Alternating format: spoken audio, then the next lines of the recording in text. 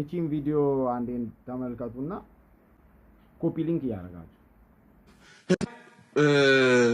ጥቅማ ጥቅሞችን ነው መጀመሪያ ይሄን ሙቭመንት ስንጀምር ጥቅማ ጥቅም አይደለም መሰረታችን የህዝብን ጥያቄ ነው ያመጣነው ህዝብ ጥራት ያለው ህክምና ይላል ከየት ይመጣል ጥራት ያለው ህክምና ሳቲስፋይስ ያልሆነ ሐኪም በባርነት ውስጥ አለ ብሎ የሚያምን ሐኪም ይዘን ስለ ህክምና ጥራት ልናወራ እንችላለን ስለዚህ ደሞዝ እንደው አንዳንዴ ማውራትም አልፈልግም ዩኒቨርሲቲ ውስጥ አንደር ግራጁዌት አስተምሮ ፖስት ግራጁዌት አስተምሮ ኦፕሬሽን ሳምንት ሙሉ ሰርቶ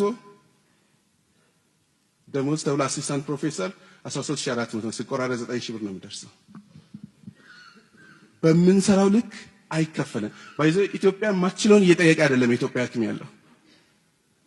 ደቡብ ሱዳን ብንሄድ በከኛ በጂዲፒ በጣም ያነሱ አገሮች ናቸው ከ40 እና 100% በላይ ነው እየከፈሉ ያሉት ስለዚህ ትኩረት አለ መስጠት ለሐኪም የቆመ ማህበርም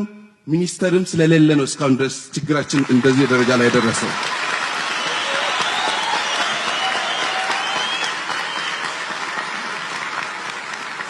ጥያቄያችንም ቅንጦት አይደለም ባይዘ ሶሻል ሚዲያ ላይ ሰሞኑን የተከታተልኩ ነበር ምን አጥተው ነው ሐኪሞች ነው ህዝቡ ስለነበር ሐኪሞች ብዙ ነገር አጥተዋል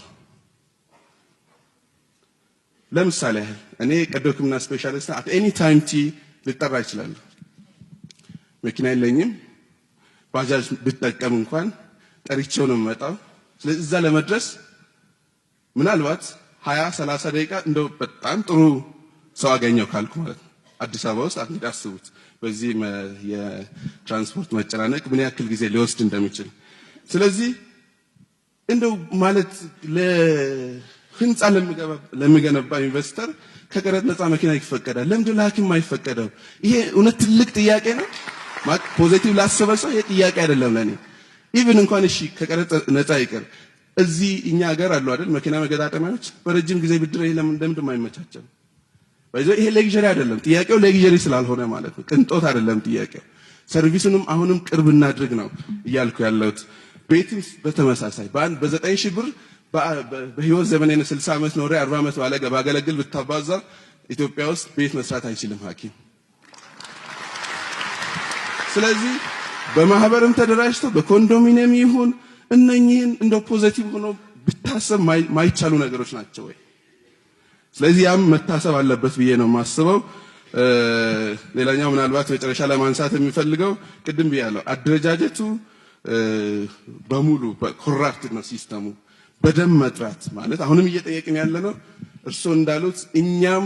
እንደመር እናገልግል ህዝባችን ከኛ የሚጠብቀው በጣም ብዙ ነው እስኪ አሁን አዲስ አበባ ላይ አካባቢ ተሄዱ ጉንፋን ሲይዘው ቡክ ነው የሚያደርገው ባንኮክ ለሚሄድ ለጉንፋን ባንኮክ የሚሄድ ትውልድ ነው እየፈጠርን ያለነው እስኪ የትኛው ባለስልጣን ነው ኢትዮጵያ ውስጥ ታክሞ ሞቶ ተቀብሮ የሚያውቀው ለምን ያልተፈጠረው እምነት ስለሌለ አንድ ባለስልጣን እስካሁን አላውቅም አንድ ባለስልጣን ስለዚህ ይሄ እስካሁን የነበረው ሄልዝ ሲስተም መታከም ሐኪም ማለት ባለስልጣና መታከም ማይችሉበት ሲስተም ነው ያለው